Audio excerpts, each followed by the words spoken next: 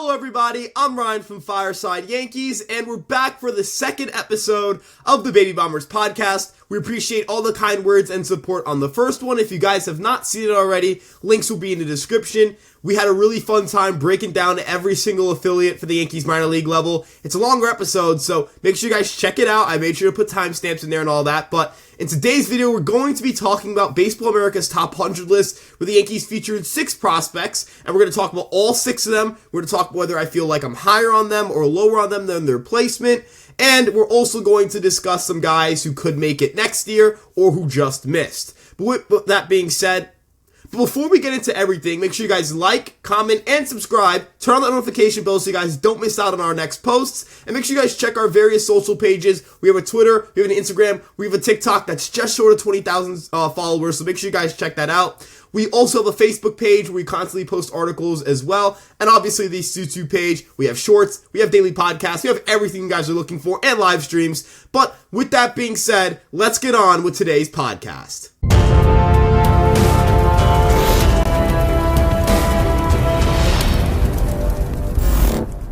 So the first prospect we're going to talk about is number 72 ranked prospect Chase Hampton. Chase Hampton put up a 3.63 ERA and a 3.38 FIP across 20 starts for the AA Somerset team and the High A Hudson Valley team, and he was excellent this past year. He had the third best strikeout to walk rate at 24.7%. He did struggle with giving up home runs down the stretch in AA and ended up being shut down in August as he hit an innings limit, which makes sense. He hadn't thrown over 100 innings at any point during his collegiate career. Even when you include summer ball, he topped that at 56 and 2/3 innings pitched, and that was in 2022, his draft year. So when you go from 56 and 2/3 innings pitched to over 100 innings pitched, it's understandable that a team is going to be careful and try to build you up and not just rush you into potentially getting hurt or stretching yourself out and performing ineffectively and developing bad habits. The Yankees made it a big emphasis for him to work on his mechanics and add 2 pitches in a cutter and a sweeper that improved his profile dramatically, allowing him to get more swings and misses and land more pitches in the zone. His fastball in particular got a lot better with the Yankees because it was able to up itself in terms of velocity,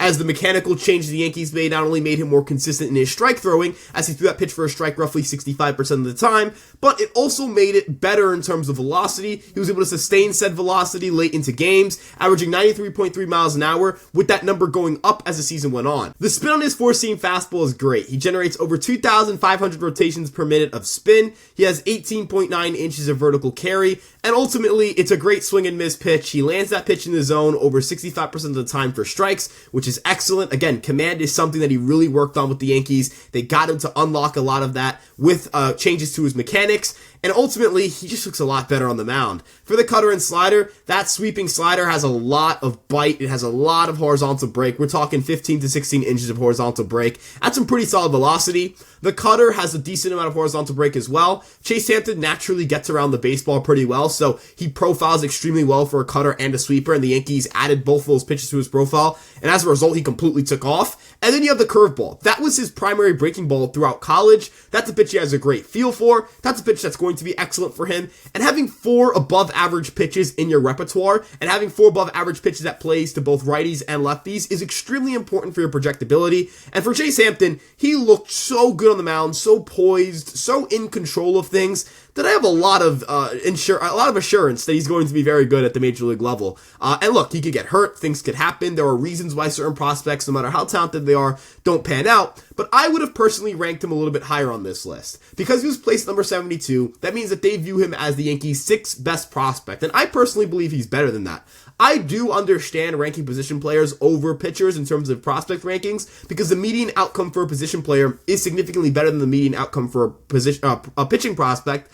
But I do believe that the New York Yankees have a pretty talented pitcher in Chase Hampton, and I would have slotted him more towards the top 50, maybe putting him 3rd or 4th on the Yankees list. And we'll talk about some of the guys who would have slid down and some of the guys I think Hampton would have been placed over. And ultimately, look, am I going to be mad at them putting him at 72? I'm going to be mad at them ranking him and putting him in that kind of conversation? No, the difference between the number 50th prospect and number 72 prospect is negligible. It's not me sitting here and saying Baseball America doesn't know what they're talking about, that Baseball America is horrible at their job. they do great work, and they're a great outlet for prospect information, but I personally would have just evaluated Chase Hampton a little bit better than some of the other guys in the organization. Again, personal preference, that's just how I feel. But yeah, I would have slid him up a little bit higher on this list, but overall, a really successful year for Chase Hampton this year, a really nice ranking, and it's a great reflection of the Yankee organization that this is the third top 100 prospect selected in the 2022 draft. We'll get into the first guy they selected in that draft a little bit later, but again, Chase Hampton was excellent this past year. I am really excited for him, and when I release my top 30, you guys will see where I put him on that list. I think I'm pretty high on him, and I think there are a lot of reasons for that. Coming in at number 71, one spot ahead of Chase Hampton on Baseball America's top 100 list was Austin Wells, who made his way all the way to the major leagues this past season, struggled a little bit with the bat. He only had a 108 WRC plus in AA, a 101 WRC plus in AAA, came up to the major leagues, held his own. A 97 WRC plus is pretty solid, and the underlying metrics were pretty good. He had 367 expected weight on base average, a 13.8% barrel rate with the major league team in his cup of coffee there. He only played 19 games with the New York Yankees at the major league level, but he looked really good down the stretch, and a couple of things I really like about Austin Wells have to do with his ability to consistently put the ball in the air and pull the ball in the air. He does damage contact, and he does damage contact frequently, and that's going to really help him at Yankee Stadium, where he's got a good ballpark for a swing. That left-handed swing is going to be able to put a lot of fly balls to right field, and he'll be able to likely put up a WRC plus between 100 and 105 in his rookie season, which will certainly help the Yankees as a catcher, and that's a position where you typically don't get offense. Getting a 100 WRC plus or getting a 105 WRC plus is a win from the position. The question from Austin Wells right now is whether he's going to have the defense to sustain himself behind the plate. Now, Baseball Prospectus believes he is a good minor league framer. He was pretty good in those metrics. StatCast thinks he's a below average framer this past year at the major league level. And then Fangraphs believes he's an above average framer at +1 framing rating. Even if he's an average defender, that's likely good enough given the fact that he's a pretty solid hitter, and I think he's only going to get better behind the dish. He has made a lot of strides from his collegiate days where it looked like he had no chance of sticking behind the plate, and now it looks like he could even be an above average defender back there. So obviously you're looking at a skill progression and saying this is why a player could be really good for you, and sometimes that can backfire, but Austin Wells is certainly a guy who has the bat to float himself at the major league level, and if he doesn't pan out as a catcher, could certainly pan out as a first baseman or as a right fielder, or maybe even a DH, who knows, but the bat is really, really good, and that's the enticing thing here. Now, looking at Austin Wells and looking at the Yankees' needs, they need left-handed hitting, they need guys who can hit right-handed pitching, and Wells is certainly going to help them on that front, and I'm ultimately really encouraged by what we saw at the minor league level as he progressed and as he struggled and was able to make adjustments to get better. There are a lot of things that he's worked on. He looks like he's going to be entering this year with a chip on his shoulder to earn that starting catcher job. He talked about in an article, as a major league player, you don't aim to become a backup. You aim to start, and he's going to have to compete with Jose Trevino, who is a beloved catcher in the Yankee pitching staff. He is a guy who's going to get starts with Garrett Cole at the very least.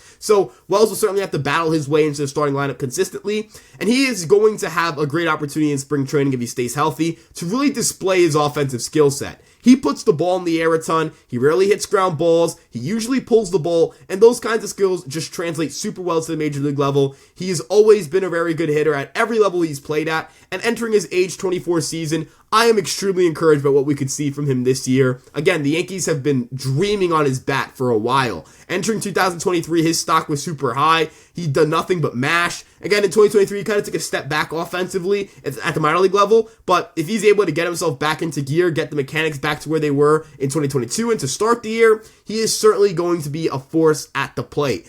Unfortunately, injuries have held him back in the past, and that's why I think the 71 placement for him is fine. I know that he was ranked outside of the top 50, but I would have placed him outside of the top 50 for the same reasons. Injury concerns for him are legit. He missed most of spring training last year with a rib injury, and that could create some concerns. He is definitely going to be a guy who's going to get banged up behind the plate, and again, the catching position is very grueling physically, so you have some concerns about how long you can stay behind there, but again, having Jose Trevino means you can manage his innings, you can manage his workload back there. He's not going to have to catch 5 days a week or 6 days a week because, again, you have Jose Trevino, who is such a good defensive player that even if he's a bad hitter, you're fine with it because he's just such a good defensive player. He'll impact the game and he'll prevent you runs, and those prevented runs will go a long way to getting wins. And, of course, Garrett Cole's going to continue to pitch to Jose Trevino, and the Yankees could also divide up their plate appearances by just straight up platooning, saying, all right, Austin Wells, you're going to hit against righties, Jose Trevino, you hit against lefties. If you look at their numbers against those matchups, they are really good. Like, Austin Wells crushed it against righties this past year, and Jose Trevino's always been very good against left-handed pitching, especially with the Yankees. Yankees. So I think that could certainly maximize the value of these two players. But again, we'll have to wait and see. I don't know if Austin Wells will get DH opportunities in games where Garrett Cole is on the mound and there's a righty at the plate on the mound for the other team, but we'll have to wait and see. Now moving on to the next guy on this list, we have Roderick Arias, who ranked number 68 on the top 100. And again, this is a fine placement. I would have honestly argued for him to be behind Chase Hampton and Austin Wells, just because he's a very raw prospect. He has not played above the complex league, and he has some concerns about his hit tool. An 18.8% swinging strike rate certainly isn't encouraging, although it didn't lead to an abundance of strikeouts, just a 22.3% strikeout rate, which is solid. And he had a 143 WRC plus. He absolutely crushed the baseball. He had 6 home runs in just 27 games. Likely would have led the FCL Yankees in home runs had he not gotten hurt. In terms of exit velocity, he wasn't super impressive. He only averaged, I believe, 87.9 miles per hour of average exit velocity, but that's expected given the fact that he's only 18 years old, or excuse me, he was only 18 years old entering the year. He's now entering his age 19 season, perhaps adding more strength, adding more reps underneath him, better conditioning, whatever it may be, can allow him to grow into a 6-foot frame. It's important to note, guys, when it comes to teenagers, like, if you're at your strongest at 18, you're not going to make for a great major league player. So there's certainly room for him to grow in that regard. He's still an excellent athlete. He has great arm strength. And I'm really excited about the projectability of Roderick Arias. But again, I would be a little bit reserved, a little bit more bearish on his profile, just because of the fact that, again, he is a younger guy. He is, one of the least experienced prospects actually, he is the least experienced prospect on this top 100 list. And I don't know if he's meaningfully better than some of the other Florida Complex League guys we saw. Guys like George Lombard Jr., who the Yankees recently drafted. Even a guy like Henry Lane. Like, was Henry Lane a better prospect than Roderick Arias? We'll get to that in a little bit. But I would say that Arias is closer to a top 90 guy and a top 80 guy than he is a top 70 or 60 guy. I think that they're really projecting the raw tools to get better. I think maybe they have a higher grade on Arias' projectability, or they're just anticipating more growth in 2024. And I'm certainly all for it. I believe there are legitimate reasons to rank him where they ranked him. I probably would have slid him down a little bit, again, just based on some of the other guys the Yankees have on their list. We do not have a lot of data on Roderick Arias compared to other guys on this list, where we can speak more extensively about their pros, their cons, their strengths, their flaws, because we have more information on it. Roderick Arias was an international free agent signing who only has 2 years of pro play, and he hasn't even accumulated 70 games of minor league play, and he's only done so in the Dominican Summer League and the Florida Complex League. For guys like Spencer Jones, we have collegiate data to go alongside AA data. Austin Wells got to play at the major league level. Chase Hampton, again, we've got high A data, AA data, college data. It's just a matter of not having a lot of data on Roderick Arias, and again, being a younger prospect. Could he flap this list? Absolutely. If Roderick Arias crushes it in single A, he's going to be on a lot of top 50 lists, because he'll get to high A. He'll likely perform admirably if we crushed it in single A, and he'll put himself in the conversation to potentially be a AA guy in 2025. And if he's in AA by then, that's when you start thinking, when is he going to be a major league ready guy? When is he going to factor into the Yankees infield equation? There are a lot of questions to have, and obviously with Gleyber Torres' impending free agency, they will likely have an opening at the second base position. I also assume they'll have an opening at third base, because I imagine TJ LeMahieu's age is going to catch up to him at some point. It kind of did in the first half last year, although he was able to rebound and still put up a 101 WRC plus with a great second half. But again, ultimately, Roderick Arias, number 68 on Baseball America's top 100 list. I would probably put him as the Yankees' 6th ranked prospect, at least among this group of players, given his youth. And again, there's still some concerns. He doesn't have a lot of minor league games played, and there's still a lot to learn about him. But if you're looking at just straight upside, there might not be a guy in the organization with more upside. So certainly a very exciting year for Roderick Arias, and I'm very excited to see how he builds on that in 2024. Now moving on to Everson Pereira. Everson Pereira really struggled at the major league level, and it's unfortunate because it wiped away a lot of the really good things he did this past year in AAA and AA. He was ranked as the Yankees' number 67 prospect in all of baseball, the 3rd ranked prospect in the Yankee organization. Now, I think this is certainly an aggressive ranking. I don't know if I would have put Everson Pereira on a top 100 list, just given the lack of a hit tool. Usually when you look at a player's profile and you say, all right, they have one thing they're not great at, it's not enough to knock them out of a top 100 list, but considering that it's their hit tool, that's pretty damning. If you don't have a good enough hit tool, the power tool doesn't really matter. It's not like Pereira plays a premium position either. He plays a corner outfield spot. But still, the raw power is so enticing. He tied with Spencer Jones for the league in all of minor league baseball in exit velocity at 93.8 miles an hour. He had a 132 WRC plus in AAA, a 145 WRC plus in AA. He hit 18 home runs in 81 games.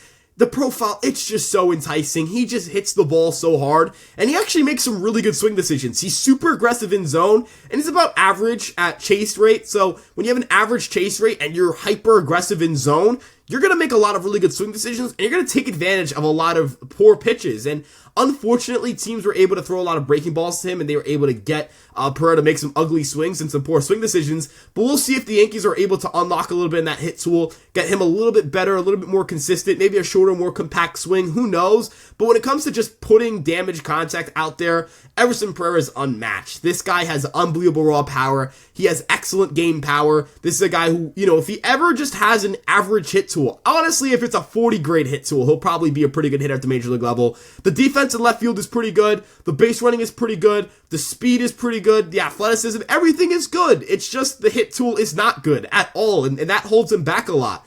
Again, I wouldn't have ranked him in my top 100 most likely. I think I would have given a spot to like Henry LaLane. I think I would have placed Austin Wells above him. I certainly would have placed Chase Hampton above him. I think the third spot just makes a lot of sense for a guy like Chase Hampton over a guy like Everson Pereira. But Baseball America, again, they're looking at the tools, looking at the skill set and saying, this guy hits the ball harder than anybody else. And when you hit the ball harder than anybody else, you kind of have to be graded pretty highly, because that's something that determines your ceiling. Those kinds of skill sets, power, speed, defense, they determine your floor and your ceiling. Whereas your hit tool, it does establish your floor. Like, you need to have an acceptable hit tool in order to succeed at the major league level. But guys who can't hit for much power don't become stars. We don't see superstars that can't hit for power in the league anymore. Those really aren't a thing. Are there certain guys who hit for less power than others? Certainly. But if you're a good hitter in this league, if you're a great hitter in this league, you most likely have some power. Even Luis Arias cranks about 8 home runs a year. And that's more than a lot of these guys can say with like 30 grade game power or 45 or even 40 grade game power.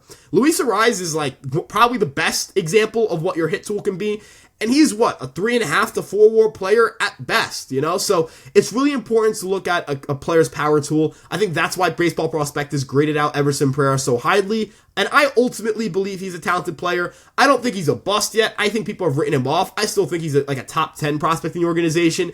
He's not a top 100 guy anymore. And we'll see. Like, this year's a big year for him. He's not going to get a lot of opportunities at the major league level, barring a myriad of injuries. And maybe he even gets traded. But he's still only 22 years old. He won't turn 23 until April. So this will be his age 23 season. And we'll see if he can develop some things and work on some stuff. Because, again, the athleticism, the power, everything is so intoxicating. It's so enticing, and you can see how the profile could work out, but we're asking for a guy to develop his hit tool, and that can be pretty tough. Now, another guy who has kind of the power over contact situation, but does so with a lot more sustainable tools, is Spencer Jones, who was ranked as the Yankees' number 46 prospect, as Baseball America's number 46 prospect, and the Yankees' number 2 prospect in the organization, and that's Spencer Jones. Now, Spencer Jones is a pretty good hitter. He has some really good raw power tools. He is remarkably inexperienced. Like, I know that he struggled at times, and he looked kind of out of whack, right? Like, he only put up a 114 WRC plus between high A and double A, only had 16 home runs.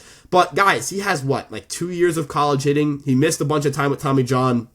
He was originally going to be a pitcher. That's what he was going to be drafted as.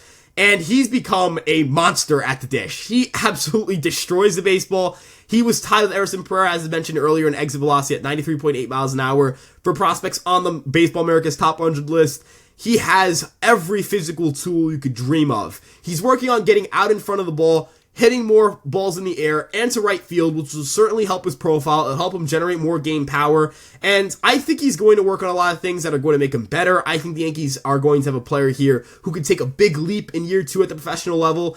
And the defensive skill set is ridiculous. Everyone talks about the bat, how good the bat could be, how good the bat will be, but the defense in center field is plus. He is truly an excellent defensive center fielder. This is a guy who's going to go out and put up 7 or 8 defensive runs saved in center field. Great arm, great speed, great range, great instincts. Everything is just great in the outfield, and I think that's going to float his profile a ton. Being a good defender at a premium position makes you really good. Like, Anthony Volpe's value last year came from his glove, basically. It did not come from his bat. He was one of the 15 worst qualified hitters in terms of WRC+, and he's still roughly a 2-WAR player. A 2-WAR player is an average and above average major league regular, somewhere in that range. If Spencer Jones figures out a way to hit and he puts up a 110 WRC plus at the major league level, he's going to be a 4 to 4.5 WAR player. And of course, he is an unbelievably dynamic base runner. I mentioned the speed, I mentioned the athleticism. He stole 43 bases in 117 games. He is super athletic. He is super aggressive. He wants people to know that he can run. He wants people to know that he's got that kind of speed. He is a freak of an athlete, and that's why Baseball America put him in their top 50. They didn't put him in their top 20, which again makes sense. There are some things he needs to work on. His hit tool isn't good enough. His swing decisions could use work. His batted ball data, he needs to lift the ball more. There are things he needs to do, but he is an inexperienced hitter. He is a guy who's still learning the ropes of being a hitter, and he's learning the ropes at high A and double A, which are just not easy levels to learn at. And he still held his own at both levels, so super encouraging first year for him. A lot of the other stuff, like the defense and the base running that kind of float your profile, were excellent, and for me, that gives him a pretty safe projection of at least being a major league caliber player down the road. It's just a matter of whether he's going to be a star or like a solid defensive outfielder who can occasionally hit some home runs here and there. Now, the Yankees' top prospect, it's the Martian. It's the guy who came up and dominated for the Yankees in his small cup of coffee with the team, and that's Jasson Dominguez. The switch-hitting phenom is remarkable. I know a lot of people like to doubt Jasson Dominguez. They like to say things about him. They like to, play down the greatness of his profile. But guys, this is a special hitter. Excellent swing decisions, uber aggressive in zone, doesn't chase a ton. Excellent game power and raw power. He averaged over 91 miles an hour on his exit velocity this past year between AA and AAA. He was remarkable. He walks a ton. He, again, hits for a ton of power. His hit tool got better. He started swinging and missing a lot less throughout the season. That was super encouraging because the fewer swings and misses we see, the better his profile is going to be. He had a better swinging strike rate in AA this year than he did at AA last year. It was very similar to his high A swinging strike rate, and that number only got better as the season went on. And then AAA, his swinging strike rate was basically cut in like a third. It was 5.5%. I was really encouraged by what we saw from Jasson Dominguez this past year. I believe that he's going to be an unbelievable hitter. I think he's the best hitter in the organization, and I'm really encouraged by that. The defense is concerning. I don't think he'll be a great defender in center field. I think he's going to profile better for a corner outfield spot. But just like Spencer Jones, he's an aggressive base runner. He stole 40 bases at the minor league level, only caught 8 times. That's a better than 80% success rate. He's a great athlete, great speed, great feel for contact, great feel for the strike zone, great feel for power. Everything is just really good for Dominguez. If he can consistently pull the ball and hit the ball in the air, he's going to hit a lot of home runs at Yankee Stadium. He already had 4 in 8 games. I'm not saying he's going to hit a home run every 2 games, but I certainly believe this could be a 25 to 30 home run hitter with around the 350 to 360 OBP. And that right there is probably one of the better hitters in baseball. You can already dream about him hitting with Aaron Judge and Juan Soto for the next decade. You can dream about him at the top of the lineup, stealing 40 bases and setting the tone. You could dream about him hitting in the middle of your lineup.